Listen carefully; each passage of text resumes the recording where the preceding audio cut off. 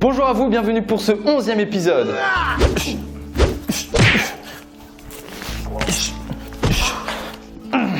Comme à l'accoutumée, on se creuse la tête pour vous trouver des techniques toujours plus what the fuck. Et aujourd'hui, on va utiliser la règle numéro 6 qui est exploiter tout ce qui vous tombe sur la main pour en faire une arme. Et dans cet épisode, on va vous montrer comment utiliser votre ceinture pour vous défendre contre une agression. On n'y pense pas forcément, mais on possède souvent sur soi une arme plus efficace, discrète, légale que n'importe quelle autre, j'ai nommé la ceinture. Une fois déployée, elle peut être aussi utile à distance qu'à proximité et vous allez voir qu'on peut sortir de nombreuses situations fâcheuses quand on connaît les gestes de base. Pour commencer, petit conseil qui peut-être vous sauvera la vie. Celui-ci est de toujours essayer de porter une ceinture, surtout si vous n'en avez pas l'utilité. Autrement dit, si votre pantalon tient tout seul, vous devriez mettre une ceinture juste au cas où. C'est notre conseil, vous en faites ce que vous voulez. Et tout de suite, on attaque avec le tuto. Pour commencer, on va voir comment tenir la ceinture. Il faut impérativement avoir le contrôle sur la boucle, car si on lui donne trop d'ampleur, on risque un revers de fortune, ce qui risque de tourner à notre désavantage, ce qu'on ne veut pas. Donc pas à pas, on va apprendre à garder le contrôle en analysant la distance pour savoir quelle ampleur lui donner. Donc d'abord, on va travailler sur un simple coup de poing.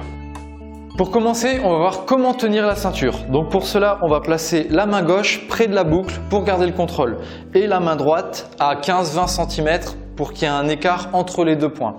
Pour dévier l'attaque, on va placer la ceinture à la verticale et associé à ça, on va venir faire un pivot à 45 degrés.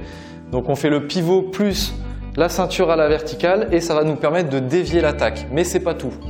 Donc sur une simple attaque, un simple coup de poing, on va faire le pivot et la ceinture à la verticale, cela dévie son attaque. Donc ajouter à ça, on va rajouter une petite passe dans son tibia, histoire de casser son élan et de prendre l'avantage.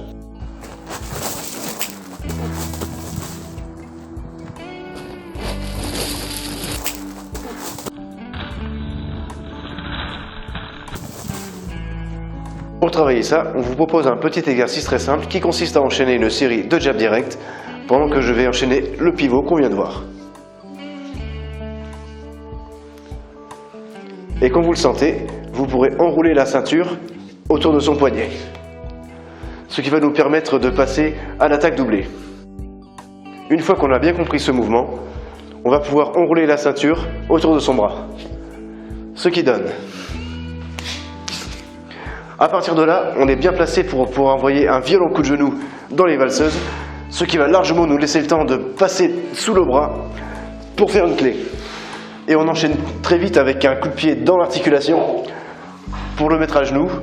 Et on vient enrouler la ceinture autour de son cou et en même temps placer le genou sur sa colonne vertébrale pour générer un violent étranglement. Ça marche bien.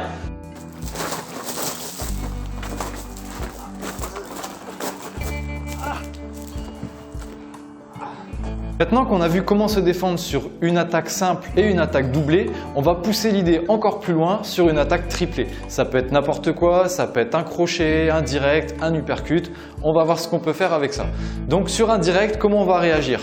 On va bloquer une fois, on va venir enrouler, c'est super important. Et au moment donné où le direct va partir, on va bloquer avec le coude, ce qui va dévier l'attaque de l'agresseur.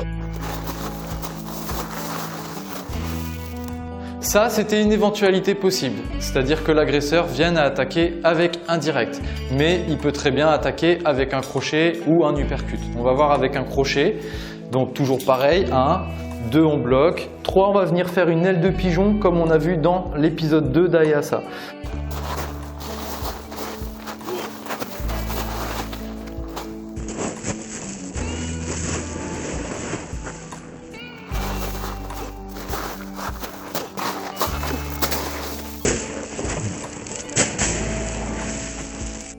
Maintenant qu'on a vu l'éventualité du direct et du crochet, on va voir l'éventualité de l'uppercut. Donc pour cela, comment on va procéder? Toujours pareil, petit 1, on bloque ici, 2, on enroule, et 3, au moment donné, on va voir l'uppercut, on va venir le bloquer. On a juste pour ça, en fait, c'est très simple, il suffit juste de laisser dérouler la main sur la ceinture et elle va venir s'immobiliser toute seule, ce qui va bloquer l'uppercut.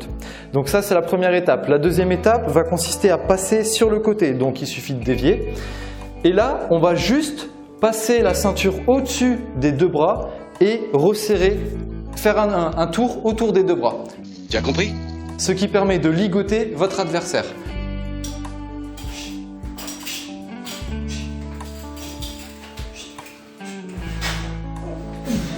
Reste tranquille. Ce qui vous permet d'appeler la police. Nous ne sommes pas là pour le moment, il y a un arrivage de beignets, veuillez vous démerder vous-même.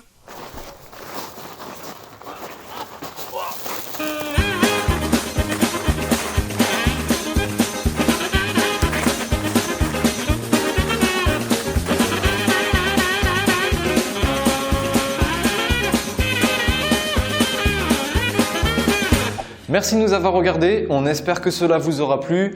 Partagez, laissez des commentaires, abonnez-vous. Et nous allons vous faire une dernière démonstration de ce que vous venez de voir.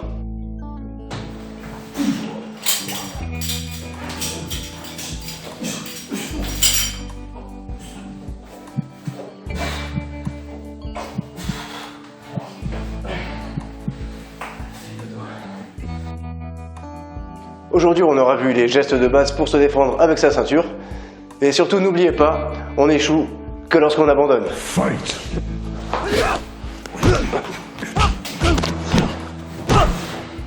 Match nul!